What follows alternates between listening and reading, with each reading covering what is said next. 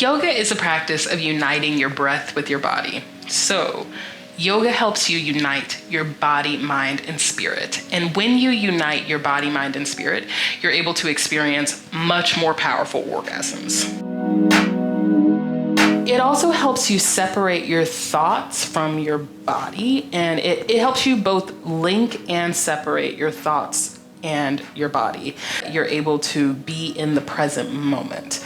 And that is really key to experiencing orgasms as well. It's hard to experience an orgasm when you're thinking about something that happened like either 5 minutes ago or 5 years ago.